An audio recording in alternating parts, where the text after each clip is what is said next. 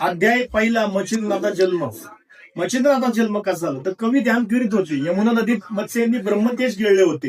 त्यांना दिसले ते त्याच्यात जीवरूपाने प्रवेश केला होता व गर्भवत स्वीकारला होता. आणि मग ते ब्रह्मतेज कुठल्या नदीत गिळले होते? ते यमुना नदीत गिळले होते. आणि तेव्हा शंकर ध्यान करीत होते. तेव्हा पार्वती शंकरांना म्हटली की प्रभू तुम्ही ध्यान करता, दीक्षा करता, मला पण तुम्ही दीक्षा द्या. तेव्हा शंकर म्हणाले ज्या ठिकाणी एकांत जागा आहे त्या ठिकाणी आपण जाऊन तुला दीक्षा देऊ. मग ते दीक्षा देण्यासाठी यमुना नदी तीरे वाहले.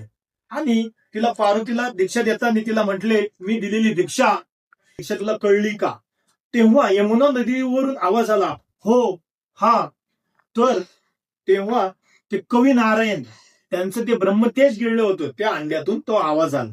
आणि एक दिवस काय झालं, मच्छीने जे तेज गिळले होते ते अंड तयार झाले होते. एक दिवस नदी काठावर येऊन तिने टाकले. आणि मग एक दिवस काय झाले, बगळे आले होते, बगळ्यांनी ते टोचे मारले, त्यातून ते बाळ रडत होते. मग एक कोळी तिथे आला. कोळी तिथे आल्यानंतर त्यांनी ते बाळ पाहिले. आणि मग ते बाळ का रडतंय त्या बाळाला उचलून घेऊन, त्याला आजूबाजूला कोणी दिसले नाही, मग ते उचलून घेऊन तो घरी गेला. आणि त्याला पण निपुत्रिक होता, त्यामुळे त्यांना बाळ मिळाल्यामुळे त्यांना वाटलं की आपल्याला हे देवानेच बाळ दिली आहे, आपल्याला बाळ नाही म्हणून. म्हणून त्याचे ते संगोपन पालन पोषण करू लागले.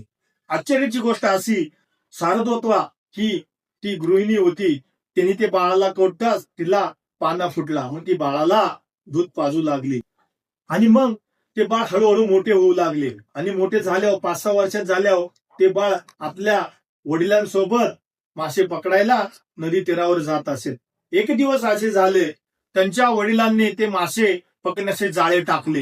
जे 5-6 वर्षाचा मच्छिंद्रनाथ होता त्यांना ते आवडले नाही, त्यांचे मन गैवरले. आणि मग काय केले, त्यांनी ते जे तडफडणारे मासे परत आपल्या हाताने पाण्यात टाकले.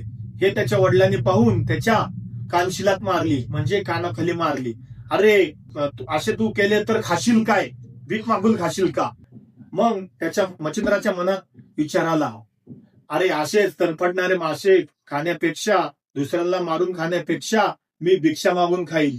म्हणून वडिलांनी ते जाळे पाण्यात टाकले.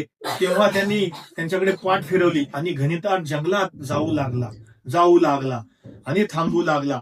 तसे तसे तो चलत गेला. आणि मग एक दिवस तो पार भयारण्यात गेला आणि तिथे 12 वर्ष तो त्या ठिकाणी 12 वर्ष तप करू लागला. ही मच्छिंद्रनाथाच्या जन्माची कथा ह्या पहिल्याच अध्यायात आहे. तर हा इथं पहिला अध्याय समाप्त होत आहे.